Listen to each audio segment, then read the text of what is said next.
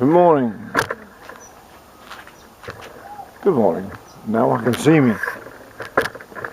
And you can see me. My name is Graham Gordon Thomas. Standing on a slight slope. We're going downhill in the world through ignorance. I'm revealing a secret. How many people watch this? That's up to Providence. I'm revealing a secret about what PC is. PC is a program to create prison camp Earth. That's what it's all about. How does it work? Who did they choose to use in this program? Well, that's very interesting. Most of the people are mostly angry about things like the climate, which you can do very little about. You can pretend it might make you feel better if you think you're doing something about it, but you're not going to achieve much in the end, because an ice age will come along, a meteorite will crash into the place, earthquakes, volcanoes, underwater volcanoes will, and the perturbations of the sun and the earth and all of that will affect the climate. El Nino, La Nina, all will affect the climate as much as any CO2 will. But that's by the by. Becoming hysterical about what you can't do anything about doesn't make much sense unless you've got an ideological, political and monetary motive for doing that, for creating that hysteria amongst people. Who are they targeting? And then there's an old Bible saying which is very interesting. It says the sins of the sins of the father. The sins of the father. Very, very, it's true. If we investigated, most of those people are doing most of the protests about Donald Trump, about climate, about things they can do not much about, or they think they can, but actually they can't. It's sad to say this, but mostly it's because they've got either absent fathers, bad fathers, mothers who are angry about their fathers not being a good father.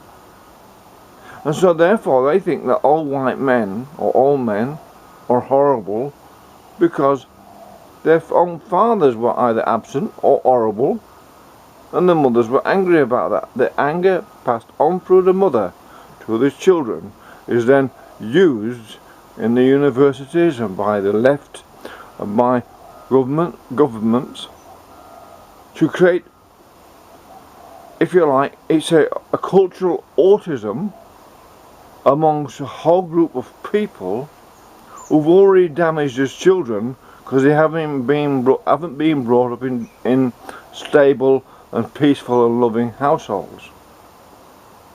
The anger that's there, well, the traumatic shocks they've had as children, not having a father, having a violent father, having an angry mother, or all those things will affect children at an early age, and will, not always, but in most cases, will then slow down the development of their cognitive reasoning, because they've got an emotional blockage to this all the time as they're sitting in class.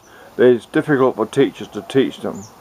So teachers have lowered the standard of education down to suit these people. But it's all part of a program. Some very, very clever people have targeted these people with this political correctness to get them to act as an emotional cohort, so they can no longer see reason. If you say to the people, these protesters and activists against coal in Australia, I'm not for coal or anything else, I'm for cheap electricity, I am for the cheapness of electricity, I don't care where it comes from. But these people against coal, if you ask them, well, if we don't sell any coal, where do you get your income from the future, because that's a royalty we need to run your schools and your education hospitals, they would not be able to answer. They think it all comes through the credit card and you're just going to get more and more debt, and therefore places like Australia are rushing into a massive deficit. The governments, all the state governments and the federal government and the people themselves are rushing like it's a madness, like the end of time, into a massive debt that they will never be able to climb out of, and then they're locked into this debt. Then they're vulnerable to have the assets of a country like this being acquired by foreigners. And then the problem is politicians we haven't got the guts or haven't got the culture within them to be honest and truthful to these young people, which in itself is quite disturbing. And it makes you wonder what sort of parents the politicians had, so that they can't be honest with children. And that's what it is. PC causes cultural autism. Not from the state of a culture like the arts and crafts of a nation, but the culture is a biological process. Like a culture in a watch glass in a laboratory, what tells you how a bacterium or a virus works. That's all a culture. A culture is the organic development of a being, and not just a being, but then all a class of people, or a group, or a corporation. A corporation, like a government now in Australia, a corporation acts like a one person, like a culture, and it's over the last 30 years the culture of the political parties have diminished, become so self-centered, so afraid of losing power, so afraid of their losing their hold on the material ease of life they have.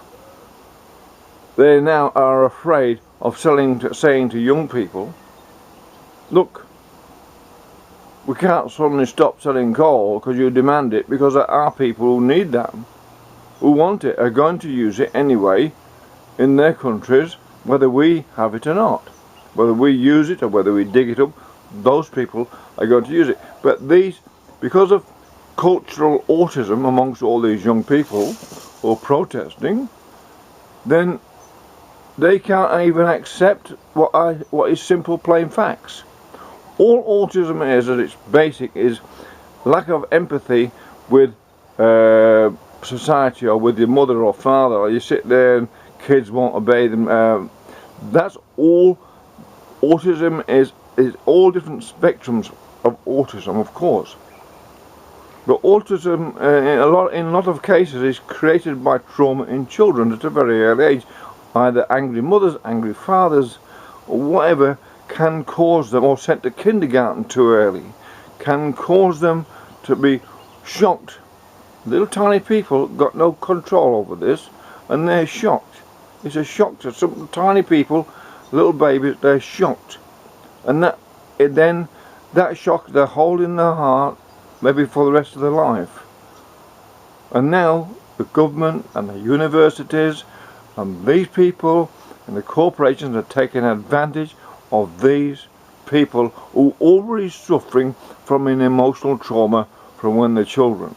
Then they inculcate them not to ask questions and so therefore they're anti-science. The government now, we have anti-science, anti-reason, anti-rationalism, and also the actually pre-enlightenment. They're trying to take people back to the time when the population was afraid of the Pope and didn't ask questions, otherwise you get your tongue cut out or burnt at the stake. That's not happening just yet. But when you've got a whole group of people who are angry because of the sins of their father and the anger of their mother, then maybe you have to think about why are senior politicians not tackling this from a responsible point of view, that they have responsibility to society to be directly honest with it. If you can't be directly honest with a society, that you can't have what you want all the time, you can't have demanding that we have no more coal. It's like demanding I want a Coke, or a demanding I want a McDonald's, and it's exactly, to make me feel better, and it's exactly in that vein that these people are demanding that something is done in Australia, which is rather amusing. So that we in Australia do something about climate, when that's the most impossible thing there is to do. You can do things towards helping Australia get through climate, but certainly not by increasing the cost of electricity. All that will do is make it difficult for people to get through a climate change, if there is one. What they're doing, in other words, is doing exactly the opposite of what they ought to be doing if they're actually concerned about the future of Australia, if they're future about their climate, and the future about the young people involved in all these activist groups. In other words, the politicians don't give a damn about the population anymore, which is a very sad thing.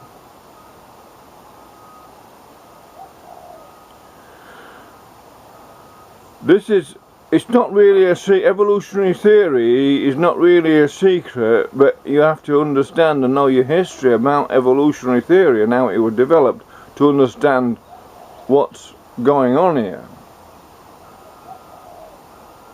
All evolutionary theory is being able to breed in traits.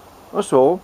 Through through breeding over several generations of traits you want.